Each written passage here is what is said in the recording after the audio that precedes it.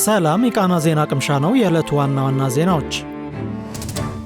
የኢትዮጵያ ብሔራዊ ምርጫ ቦርድ ማንኛውም አካል ሕግን በመጣስ በየቤቱ በመሄድ ተመዝገቡ ማለትና በየመስሪያ ቤቱ ሰራተኞች በመራጭነት እንዲመዘገቡ ማስገደድ እንደማይችሉ አስታወቀ።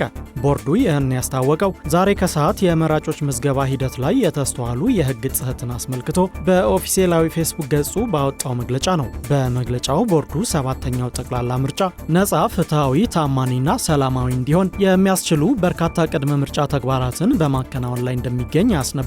ከነዚህ ተግባራት አንዱ የሆነውን የመራጮች ምዝገባን በጊዜ ሰሌዳው መሰረት እያካሄደ መሆኑን የጠቀሰው ቦርዱ በዚህ ወሳኝ ተግባር ወቅት ቤት ለቤት በመዘዋወር ካርድ ውሰዱ ከሚል ሕግን ከሚተላለፍ ተግባር አንስቶ አግባብ የሌለው መራጭነትን ከማህበራዊ አገልግሎት ጋር ማገናኘትና ከደሞዝ መቁረጥ ጋር በማያያዝ በዜጎች ላይ ተጽዕኖ እስከ ማድረስ ያሉ ተግባራት መፈጸማቸውን የሚጠቁሙ ሪፖርቶችን መመልከቱን ገልጿል። ቦርዱ በሕግ በተሰጠው ስልጣን መሰረት ራሱ የተለያዩ አማራጮችን በመጠቀም ወይንም የመራጮች ትምህርት እንዲያስተምሩ ፍቃድ የሰጣቸው የሲቪል ማህበረሰብ ድርጅቶች ወይንም የትምህርት ተቋማት የመራጮች ትምህርት ሊያስተምሩ እንደሚችሉ አስገንዝቧል።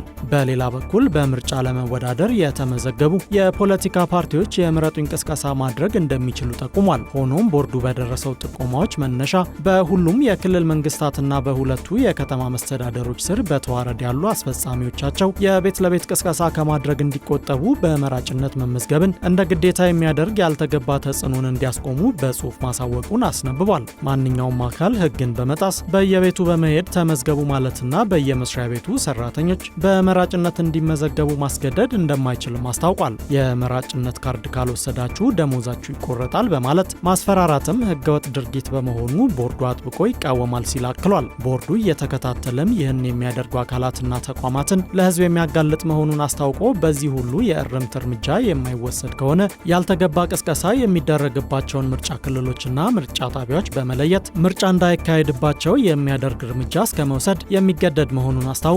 እንዲሁም ዜጎች መምረጥ ሕገ መንግስታዊ መብታቸው መሆኑን ተረድተው በፈቃዳቸውና በራሳቸው ውሳኔ ብቻ ወጥተው እንዲመዘገቡ በመራጭነት መመዝገብ ግዴታ አለመሆኑን፣ በመራጭነት አለመመዝገብ ደሞዝ የሚያስቆርጥ አለመሆኑን እንዲሁም ከስራ የሚያስወጣ ወይንም ማንኛውም ማህበራዊ አገልግሎት ከማግኘት የሚያስቀር አለመሆኑን አስገንዝቧል። በተጨማሪም ይህንን መሰረታዊ መብት በመጋፋት በዜጎች ላይ ተጽዕኖ የሚያደርጉ አካላትን ማሳወቅ ቦርዱ ለሚወስደው ሕጋዊ እርምጃ ወሳኝ በመሆኑ ይህንን የሚያደርጉ ተቋማትንና አካላትን በመጠቆሙ ረገድ ዜጎች እንዲተባበሩ ጥሪ አቅርቧል።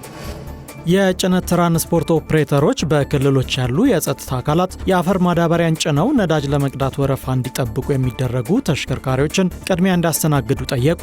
የጭነት ትራንስፖርት ኦፕሬተሮቹ ጥያቄውን ያቀረቡት የትራንስፖርትና ሎጂስቲክስ ሚኒስትር ዴኤታ ደንጌ ቦሩ ነዳጅን በቁጠባ ስለመጠቀምና ዓለም አቀፋዊ ጉዳዮች ላይ ከጭነት ትራንስፖርት ኦፕሬተሮችና የዘርፉ ባለድርሻ አካላት ጋር ውይይት ባደረጉበት ወቅት ነው። በውይይቱ ወቅት ሚኒስትር ዴኤታው በመካከለኛው ምስራቅ ባለው ጦርነት ምክንያት በኢትዮጵያም ሆነ በዓለም ላይ የነዳጅ እጥረት መከሰቱን ጠቁመው መንግስት የመፍትሄ እርምጃዎችን እየወሰደ መሆኑን በማመላከት ችግሩ የጋራ በመሆኑ መፍትሄውንም ለማምጣት በጋራ መስራት ያስፈልጋል ብለዋል። ሀገራዊ የኢኮኖሚ እንቅስቃሴ እንዳይገታ፣ ምርቶችን ከቦታ ቦታ ለማንቀሳቀስና የሎጂስቲክስ ቅልጥፍና እንዳይቀንስ ለጭነት ትራንስፖርት ተሽከርካሪዎች ነዳጅ ቅድሚያ እንዲያገኙ መንግስት አቅጣጫ ማስቀመጡንም ተናግረዋል። የጭነት ትራንስፖርት ኦፕሬተሮች በበኩላቸው የነዳጅ ገበያን ይበልጥ እያባበሰ ያለው የጥቁር ገበያ መስፋፋት በመሆኑ የነዳጅ አቅራቢዎችና ማደያዎች እንዲሁም በየደረጃው ያሉ ተቆጣጣሪዎች በቅንጅት መስራት አስፈላጊ መሆኑን ጠቅሰዋል። አክለውም በክልሎች አካባቢ ያሉ የጸጥታ አካላት የማዳበሪያን አንገብጋቢነት ተረድተው የአፈር ማዳበሪያን ጭነው ነዳጅ ለመቅዳት ለብዙ ቀናት ወረፋ እንዲጠብቁ የሚደረጉ ተሽከርካሪዎችን ቅድሚያ እንዲያስተናግዱ ጠይቀዋል። ከተሳታፊዎች ለተነሱት ጥያቄዎች ምላሽ የሰጡት ሚኒስትር ዴኤታው መንግስት በነዳጅ እጥረት ላይ ያጋጠመውን ችግር ለመቅረፍ ግንባር ቀደም ሆኖ እየሰራ እንደሚገኝ ጠቅሰው ከችግሩም ባሻገር ምን ዕድሎች እንዳሉ እያጠና እንደሚገኝ ጠቁመዋል። አክለውም የጭነት ትራንስፖርት ኦፕሬተሮች ጅቡቲ ወደብ ላይ ያለውን የአፈር ማዳበሪያ በፍጥነት እንዲያጓጉዙና ነዳጅ ሲራገፍ ሲቀዳና ከተቀዳ በኋላ በቁጠባ ጥቅም ላይ እንዲውል ለማስቻል በቴክኖሎጂ የታገዘ ስራ እንዲሰራ አሳስበዋል።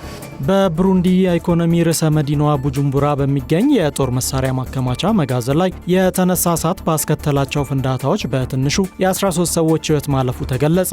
በፍንዳታው ከሟቾቹ በተጨማሪ 3 ወታደሮችን ጨምሮ 57 ሰዎች መቁሰላቸውን የሀገሪቱ ጦር እንዳስታወቀም አዣንስ ፍራንስ ፕሬስ ዘግቧል። ፍንዳታዎቹ የተከሰቱት ማክሰኞ በቡጁምቡራ ደቡባዊ ዳርቻ ሙሳጋ ውስጥ በሚገኝ የሀገሪቱ ብሔራዊ መከላከያ ሰራዊት ዋና የጥይት ማከማቻ መጋዘን ላይ ነው። የሀገሪቱ ጦር ቃል አቀባይ ጄኔራል ጋስፖርድ ባራቱዛ በፍንዳታዎቹ በአካባቢው ያሉ ቤቶች፣ መኪናዎች፣ ወታደራዊ መሳሪያዎችና መገልገያዎች መቃጠላቸውንና መውደማቸውን ተናግረዋል።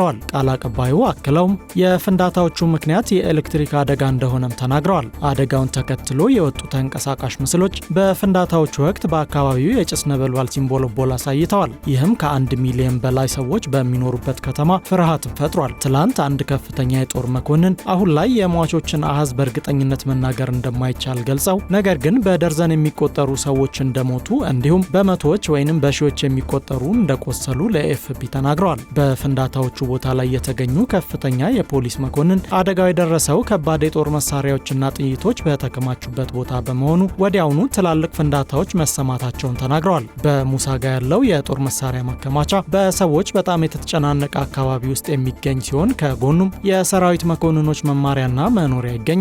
እንዲሁም በአካባቢው በርካታ የሰራዊት ሎጂስቲክስ መጋዘኖችና እስር ቤት ይገኛል። የእስር ቤቱ አንድ ምንጭ ደግሞ በአደጋው 8 እስረኞች መሞታቸውንና በርከት ያሉ ሌሎች ደግሞ ተጎድተው በቀይ መስቀል ወደ ሆስፒታል መወሰዳቸውን ጠቁሟል። ዜናው እስከተጠናቀረበት ሰዓት ድረስ ያለው መረጃ ይህ ነው።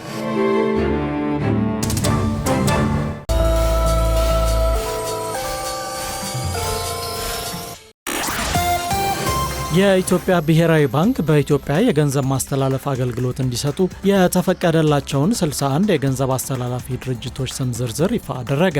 ገዢው ባንክ ዛሬ በኦፊሴላዊ የማህበራዊ የትስስር ገጾቹ ባወጣው መግለጫ ከትላንት በስቲያ ጀምሮ ህጋዊ የገንዘብ አስተላላፊ ሆነው እንዲሰሩ የተፈቀደላቸው ድርጅቶችን ስም ዝርዝር ይፋ አድርጓል። ይፋዊ የገንዘብ አስተላላፊ ድርጅቶቹም ስም ዝርዝር የሚገኝበትን ድረገጽ ማስፈንጠሪያም በመግለጫው ላይ አስፍሯል። ብሔራዊ ባንክ በዚሁ መግለጫው በኢትዮጵያ ውስጥ የሚንቀሳቀሱ የተፈቀደላቸው የገንዘብ አስተላላፊ ወኪሎች ላይ የተደረገውን ግምገማ ተከትሎ በርካታ ኦፕሬተሮች ከተፈቀደላቸው ውጪ በህገወጥ ተግባር ላይ ተሰማርተው ሲንቀሳቀሱ መቆየታቸውን ጠቁሟል። ያልተፈቀዱ የገንዘብ ማስተላለፊያ ወኪሎችንና ህገወጥ የሐዋላ ኔትወርኮችን መጠቀም በኢትዮጵያ ህግ የተከለከለ መሆኑን ያስታወሰው ባንኩ ይህም የህግ ተጠያቂነትን ሊያስከትል እንደሚችል ገልጿል። አክሎም ህብረተሰቡ ማንኛውንም የገንዘብ ልውውጥ ከመፈጸሙ በፊት በቅርቡ የተፈቀዱ የገንዘብ አስተላላፊ ወኪሎችን ዝርዝር እንዲመለከት ጥሪውን አቅርቧል። ባንኩ በተሰጠው ስልጣን መሰረትም ፍቃድ ሳይኖራቸው ገንዘብ በማስተላለፍ የተሳተፉ ወኪሎችና